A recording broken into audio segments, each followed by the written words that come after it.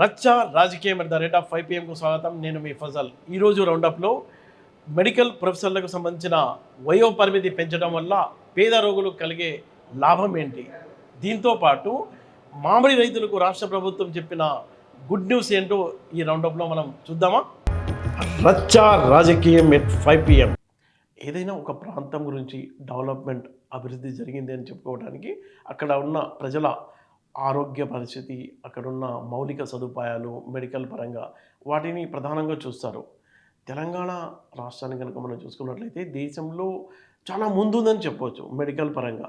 ఎందుకంటే 66 మెడికల్ కాలేజీలు ఉన్నాయి మన తెలంగాణలో. కాలేజీలు ఉన్నాయి, తర్వాత మౌలిక సదుపాయాలు ఉన్నాయి. అయితే ఫ్యాకల్టీ కొరత ఉంది. ఫ్యాకల్టీ కొరత ఉండేసరికి రాష్ట్ర ప్రభుత్వం ఏం చేసిందంటే వాళ్ళ వయో పరిమితి ఏజ్ని పెంచాలి అనే నిర్ణయం తీసుకున్నారు. ప్రస్తుతం ప్రొఫెసర్ల వయో పరిమితి 65 సంవత్సరాలు ఉంది. దాన్ని 70 ఏళ్లకు పెంచాలన్న ప్రతిపాదన వైద్య ఆరోగ్య శాఖ పెట్టింది. 2019 వరకు మనం చూసుకున్నట్లయితే ప్రొఫెసర్ల వయో పరిమితి కేవలం 58 సంవత్సరాలే ఉండేది. దాన్ని అంటే అప్పుడు రాష్ట్ర వ్యాప్తంగా మెడికల్ కాలేజీలు, ప్రభుత్వ మెడికల్ కాలేజీలు మొత్తం తెలంగాణలో 36 ఉన్నాయి. ఆ సందర్భంగా అప్పటి ప్రభుత్వం, కేసీఆర్ ప్రభుత్వం ఏం చేసిందంటే ప్రొఫెసర్ల వయో పరిమితిని 58 నుంచి 65 సంవత్సరాలకు పెంచింది. ఎప్పుడు 2019లో. అయితే ఇప్పుడు మళ్ళీ అదే పరిస్థితి ఉంది. ఫ్యాకల్టీ అంటే పీజీ సీట్లు కావాలన్నా, మనకు ఈ సీనియారిటీని ఉపయోగించుకోవాలన్నా మళ్ళా ప్రొఫెసర్ల కొరత ఉంది కాబట్టి వాళ్ళ వయో పరిమితి పెంచడమే ఏకైక మార్గమని ప్రభుత్వం నిర్ణయం తీసుకుని ఇలాంటి ప్రతిపాదన పెట్టింది. అయితే ఈ ప్రతిపాదనకు జూనియర్ డాక్టర్లు, అలాగే రెసిడెంట్ డాక్టర్లు వ్యతిరేకిస్తున్నారు. ఎందుకంటే వాళ్ళ ప్రమోషన్లు ఆగిపోతాయి, యువ డాక్టర్లకు అవకాశాలు ఉండవు, ప్రమోషన్లు ఉండవు అన్నది వాళ్ళ బాధ. ప్రభుత్వం ఏం చెప్తుందంటే పీజీ సీట్లు లేకపోతే పీజీ సీట్లు వెనక్కి వెళ్ళిపోతాయి. ఆ కోటా భర్తీ కావాలంటే ఫ్యాకల్టీ ఉండాలి. మన దగ్గర ఉన్న ఫ్యాకల్టీ ఈ త్వరలో చాలామంది రిటైర్ కాబోతున్నారు కాబట్టి ఆ సమస్య అధిగమించడానికి రాష్ట్ర ప్రభుత్వం ఇలాంటి ప్రతిపాదన పెట్టిందని ప్రభుత్వం చెప్తుంది. మొత్తం మన తెలంగాణలో చూసుకున్నట్లయితే ప్రభుత్వ రంగంలో, అలాగే ప్రైవేట్ రంగంలో మైనార్టీ కాలేజీలు, డీమ్డ్ యూనివర్సిటీలు మొత్తం కలిపి 66 మెడికల్ కాలేజీల్లో 9,500 సీట్లు ఉన్నాయి. దీనికి సంబంధించి నీట్ ద్వారా తీసుకుంటారు. వేరే రాష్ట్రాలకు సంబంధించిన వాళ్ళకి కూడా అందులో అడ్మిషన్లు వస్తూ ఉంటాయి. కాబట్టి అంటే ఇప్పుడు ఎంబీబీఎస్కు సంబంధించిన డిమాండు, ఆ తర్వాత ఎంబీబీఎస్ అయిన తర్వాత పీజీకి వెళ్ళాలంటే మన దగ్గర ప్రొఫెసర్లు ఉండాలి అంటే ప్రొఫెసర్లు, అసోసియేట్ ప్రొఫెసర్లు, సీనియర్ టీచింగ్ ఫ్యాకల్టీ ఉండాలి. కాబట్టి ప్రభుత్వం ఈ వయో పరిమితికి సంబంధించిన నిర్ణయం తీసుకున్నట్లు మనకు స్పష్టంగా అర్థమవుతుంది.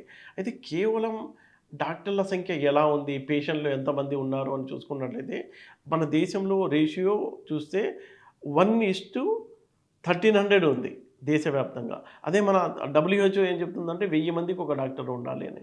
తెలంగాణలో చూస్తే డాక్టర్లు ఉన్నారు, 1000 మందికి ఒక డాక్టర్ ఉన్నాడు. అయితే హైదరాబాద్ లాంటి పట్టణాల్లో ఎక్కువ మంది డాక్టర్లు ఉన్నారు. గ్రామాల్లో కొరత ఉంది. గ్రామాలకు మామూలు ఎంబీబీఎస్ డాక్టర్లు ఉన్నారు కానీ బాగా సీనియర్లు కానీ, ఆయా సబ్జెక్టులో ఎక్స్పర్ట్లు కానీ ఆ డాక్టర్ల కొరత ఉంది. ప్రభుత్వం మొత్తం వ్యవస్థను అంటే మెడికల్ కాలేజీలను భారీ ఎత్తున విస్తరించినప్పటికీ అక్కడ ప్రధాన సమస్య ఇదే వస్తుంది, ఫ్యాకల్టీ సమస్య.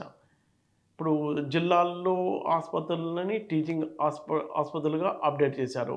అలాగే మాతా శిశు సంక్షేమం, ఆ మాతా శిశు సంక్షేమ కేంద్రాల్లో కూడా టీకాలు, లేకపోతే ఆ పేషెంట్లకు కావాల్సిన మెడికల్ కిట్టు అన్నీ ఉన్నాయి. కాకపోతే ఈ పారామెడికల్ సిబ్బంది కొరత ఉంది. నర్సులు కానీ, ల్యాబ్ టెక్నీషియన్లు కానీ వీళ్ళ కొరత చాలా ఎక్కువ ఉంది. డాక్టర్లతో పాటు వీళ్ళు కూడా చాలా కీలకమైన వ్యక్తులు. చాలా ఖాళీలు ఉన్నాయి జిల్లా ఆసుపత్రుల్లో, వాటిని భర్తీ చేయడం లేదు. కేవలం అవుట్సోర్సింగ్ ఎంప్లాయీస్తోనే పని కానిస్తున్నారు. దీంతో అది పేషెంట్లపై తీవ్రమైన ప్రభావం స్పష్టంగా కనిపిస్తుంది. ప్రధానంగా ఈ సిటీల్లో ఏమో బస్తీ దవాఖానాలు, గ్రామీణ ప్రాంతాల్లో ఉన్న పిహెచ్సి కేంద్రాల్లో ఈ సమస్య ఎక్కువగా ఉంది. నర్సుల కొరత, అలాగే డాక్టర్ల కొరత ఉంది. ఈ ఎవరైతే ఫార్మసిస్ట్ ఉంటాడో వాళ్ళు, వీళ్ళ కొరతతోని చాలా ఇబ్బంది పడుతున్నారు. కొంత అక్కడికి వెళ్ళాల్సిన ప్రజలు. డైరెక్ట్‌గా జిల్లా ఆసుపత్రులకు వెళ్ళాల్సిన దుస్థితి ఏర్పడుతుంది. ఎంతమంది పీఎస్సీ కేంద్రాలకెళ్ళి అక్కడి నుంచి వాళ్ళు రిఫర్ చేస్తే జిల్లా కేంద్రాలకు వెళ్తున్నారు అంటే చాలా తక్కువ మంది కనిపిస్తారు. ఎందుకంటే పీఎస్సీకి వెళ్తే అక్కడ ఉండరు. ఎవరు ఉండరు? డాక్టర్లు ఉండరు, సిబ్బంది ఉండదు, కావాల్సిన మౌలిక సదుపాయాలు ఉండవు, మందులు కూడా ఉండవు. అలాంటి దుస్థితి ఉన్న నేపథ్యంలో ఎవరు పీఎస్సీ సెంటర్‌లకి వెళ్ళడానికి ఇబ్బంది పడుతున్నారు. ఎళ్లి వేస్ట్ అని డైరెక్ట్‌గా ఈ జిల్లా ఆసుపత్రికి వెళ్ళటంతో అక్కడ ప్రెషర్ పెరిగిపోవడం, తర్వాత వాళ్ళకి కావాల్సిన బెడ్‌లు లేకపోవడం, అదే ప్రధాన సమస్యగా ఉంది. అయితే తెలంగాణ టోటల్‌గా చూసుకున్నట్లయితే తెలంగాణలో మెడికల్ పరంగా కాలేజీలు విస్తృతంగా ఉన్నాయి, టీచింగ్ హాస్పిటల్స్ ఉన్నాయి, ప్రభుత్వ ఆసుపత్రులున్నాయి. పేషెంట్ రేషియో కూడా డబ్ల్యూహెచ్ఓ నిబంధనల ప్రకారం ఉన్నప్పటికీ ప్రధానంగా ఈ బస్తీ దవాఖానల్లో గానీ, పట్టణాల్లో, గ్రామీణ ప్రాంతాల్లో ఉన్న ప్రాథమిక ఆరోగ్య కేంద్రాల్లో గూడా ప్రధాన సమస్య ఏందంటే సిబ్బంది కొరత, మౌలిక సదుపాయాలు, మందుల కొరత. దీంతోనే ఇబ్బంది వస్తుంది. కాబట్టి దీన్ని అధిగమించడానికి రాష్ట్ర ప్రభుత్వం ప్రయత్నాలు చేస్తుంది అని చెప్తున్నారు. కానీ అక్కడక్కడ ఆ సమస్యలైతే స్పష్టంగా కనిపిస్తున్నాయి. మరోపక్క ప్రధానంగా చాలా సూపర్ స్పెషాలిటీ హాస్పిటల్స్ పెడుతున్నాం. విదేశీ రోగులకు కూడా ఇక్కడ మేము సర్వీస్ అందించడానికి ఏర్పాట్లు చేస్తున్నామని ప్రభుత్వం చాలా చెప్తున్నప్పటికీ ఆ సమస్య ఏందంటే ఈ ఫ్యాకల్టీ కొరత. ప్రభుత్వం ఇంకొక మాట ఏం చెప్తుందంటే ఈ వయోపరిమితి పెంచడానికి ప్రధాన కారణం ఇక్కడ వాళ్ళ అనుభవాన్ని వాడుకుందామని.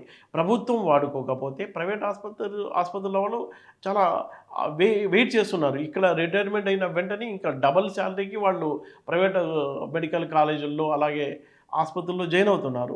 అలా ఇక్కడున్న నాలెడ్జ్ మొత్తం అటుపక్క తరలించకుండా వాళ్ళ సర్వీసులను మేమే వాడుకుని ప్రజలకు ఉచిత సేవ అందించడం అనే ఒక మంచి ఉద్దేశంతోనే రాష్ట్ర ప్రభుత్వం ఈ ప్రపోజల్ పెట్టింది అని అధికారులు అలాగే ప్రభుత్వంలో ఉన్న మంత్రులు వాళ్ళందరూ చెప్తున్నారు.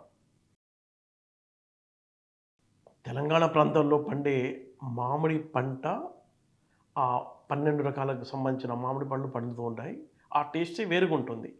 ప్రపంచవ్యాప్తంగా దీనికి మంచి డిమాండ్ ఉంది. ఇతర రాష్ట్రాలు కూడా చాలా ఇంట్రెస్ట్‌తో కొంటారు, తింటూ ఉంటారు.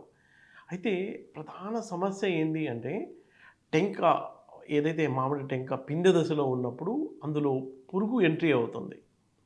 ఆ పండుతో పాటు మొత్తం ఆ పురుగులు, ఆ పురుగు గుడ్లు పెద్ద న్యూసెన్స్‌గా. పంటేమో మనకు ఒక 11,00,000 మెట్రిక్ టన్నుల పంట 3.5 లక్షల ఎకరాల్లో పండుతుంది. అయితే అందులో పురుగు ఉండటం వల్ల ఏమవుతుంది అంటే, ఆ పురుగు మూలంగా పంట ఎగుమతి చేసుకోలేకపోతున్నారు మన వాళ్ళు. విదేశాల్లో డిమాండ్ ఉండాలి అంటే అందులో ఉన్న పురుగుని, అలాగే ఆ పురుగుతో ఉన్న గుడ్లను చంపేయాలి. దానికోసం మన 2 తెలుగు రాష్ట్రాల్లో కలుపుకుంటే దాదాపుగా 7 లక్షల ఎకరాల్లో పంట పండిస్తున్నారు. 25 లక్షల మెట్రిక్ టన్నుల మామిడి ఉత్పత్తి అవుతుంది. ఈ ఉత్పత్తి అవుతున్న స్థానికంగా ఒక 20% సేల్ అవుతుంది. 80% ఇతర రాష్ట్రాలు. ఒక 15,000 టన్నులైతే విదేశాలకు అమ్ముతున్నారు. అయితే ఇంకా ఎక్కువ అమ్ముకోవచ్చు, ఎక్కువ లాభపడవచ్చు, డాలర్ సంపాదించవచ్చు. 25 ఏళ్ల నుంచి మామిడి రైతు 2 తెలుగు రాష్ట్రాల్లో ఇరేడియేషన్ సెంటర్ ఏర్పాటు చేయాలని కోరుతూనే ఉన్నారు. అది ప్రతిపాదన దశలోనే ఉంటుంది. అయితే గుడ్ న్యూస్ ఏందంటే తెలంగాణలో ఈ మేడ్చల్, మల్కాజ్గిరి పరిధిలో ఉన్న శామీర్పేటలో 24 కోట్ల రూపాయల వ్యయంతో ఈ ఇరేడియేషన్ సెంటర్ ఏర్పాటు చేయబోతున్నారు. పనులు ప్రారంభమయ్యాయి. కేంద్ర ప్రభుత్వ అనుమతులు లభించాయి. అటామిక్ ఎనర్జీ డిపార్ట్మెంట్ కూడా అక్కడ దానికి భద్రతకు సంబంధించిన మొత్తం టెస్ట్‌లన్నీ, రేడియేషన్ కేంద్రాలు అవన్నీ ఫార్మాలిటీస్ అన్నీ మ్యాక్సిమం పూర్తయి పనులు చకచకా జరుగుతున్నాయి. నెక్స్ట్ ఇయర్ అంటే 2027 మార్చ్ నాటికి ఈ సెంటర్ అందుబాటులోకి రానుంది. ఇది ఏం చేస్తుందంటే గామా కిరణాలని అందులోకి పోనిస్తుంది. ఏది మామిడి పండ్లలోకి. అందులో ఉన్న పురుగులు, ఆ పురుగుకు సంబంధించిన గుడ్లు అన్నీ నివారించబడతాయి. దాంతో ఏమవుతుంది, అందులో రుచి గానీ, కలర్ గానీ ఎలాంటి మార్పులుండవు. కాబట్టి దానికి మంచి డిమాండ్ ఏర్పడుతుంది. మన పంట ఈ తెలుగు రాష్ట్రాల్లో లేదా హైదరాబాద్, తెలంగాణ ప్రాంతంలో పండిన పంట కేవలం ఒక 20% ఇక్కడ సేల్ అవుతుంది. 80% ఇతర రాష్ట్రాల్లో సేల్ అవుతుంది. తెలంగాణ నుంచి 7,000 టన్నుల పంట విదేశాలకు వెళ్తుంది. ఎక్కువ ఎందుకు వెళ్ళలేదు అంటే ఆ పురుగు మూలంగా, ఆ టెంక పురుగు మూలంగా దాన్ని నిర్మూలించాలని చాలా రోజుల నుంచి ప్రయత్నాలు జరుగుతుంటే ఆ ప్రయత్నం ఇప్పుడు సఫలీకృతమైంది. ముఖ్యమంత్రి రేవంత్ రెడ్డి చొరవ తీసుకొని రంగారెడ్డి జిల్లా కోహెడలో కూడా మరో ఇలాంటి సెంటర్ ఏర్పాటు చేయడానికి ప్రయత్నాలు చేస్తున్నారు. అది కూడా ఫైనల్ దశకు చేరుకున్నాయి. అది కూడా ఆ సెంటర్ కూడా త్వరలో ప్రారంభం అవుతుందని అధికారులు చెప్తున్నారు. అయితే మన దేశంలో చూసుకున్నట్లయితే బెంగళూరులో, ముంబైలో ఇలాంటి ఇరిడేషన్ సెంటర్లు ఉన్నాయి. అందుకే ఆ చుట్టుపక్కల పండిన మొత్తం పంటకు ఆయా ప్రాంతాల్లో చాలా డిమాండ్ ఉంటుంది. మన దేశంలో 1000 రకాల మామిడి పండ్ల ఉత్పత్తి అవుతుంది. దానికి చాలా డిమాండ్ ఉంది. ప్రపంచ మార్కెట్లో కనుక మనం చూసుకున్నట్లయితే 45% మన ఇండియాలోనే మామిడి ఉత్పత్తి అవుతుంది, మొత్తం మార్కెట్లో మామిడి ఉత్పత్తిలో. అయితే ఏదైతే బెంగళూరు, ముంబై సెంటర్లో ఉన్న ఆ ఇరేడియేషన్ సెంటర్లో గామా కిరణాలు ప్రవేశపెట్టి ఆ పండ్లలో ప్రాసెస్ చేయడం వల్ల దాని క్వాలిటీ పెరగడం, ఆ పురుగులకు సంబంధించిన గొడవ లేకపోవడంతో మొత్తం డిమాండు, భారీ రేటు, రైతులు బాగుపడటం, మధ్యలో ఉన్న వ్యాపారస్తులు బాగుపడటం అంతా బాగా జరుగుతుంది. అలాంటిది ఎప్పుడో ఒక 25 ఏళ్ళ నుంచి మన వాళ్ళు ప్రయత్నం చేసి ఇప్పుడు లాభపడ్డారు కాబట్టి, అంటే ఇప్పుడు ఆ సెంటర్ వచ్చేసింది, పనులు ప్రారంభమయ్యాయి. రేపు మార్చి నుంచి 2027 మార్చి నుంచి ఇది అమల్లోకి వస్తుంది. మొత్తం రైతులంతా అక్కడ తీసుకెళ్తారు. వాళ్ళ మామిడి పళ్ళకి సంబంధించిన ప్రాసెస్ పూర్తవుతుంది. ప్రాసెస్ పూర్తయినట్టు వాళ్ళు సర్టిఫికేట్ ఇస్తేనే బాగా డిమాండ్. మన మామిడి పళ్ళు ఎక్కువగా గల్ఫ్ కంట్రీస్, దుబాయ్, అమెరికా, కెనడాలో విపరీతమైన డిమాండ్ ఉంది. ఇవి ఇంకా ఇప్పుడున్న హైదరాబాద్ నుంచి, అంటే తెలంగాణ నుంచి ఏదైతే 7,000 మెట్రిక్ టన్నుల మామిడి ఉత్పత్తి అవుతుందో అది కాస్త ఒక 4-5 టైమ్స్ పెరగడానికి అవకాశం ఉందని అధికారులు అంచనా వేస్తున్నారు. చూస్తూనే ఉండండి రచ్చ రాజకీయం at the rate of 5 PM. రేపటి బులెటిన్లో మళ్ళీ కలుద్దాం. రచ్చ రాజకీయం ఎట్ 5 PM.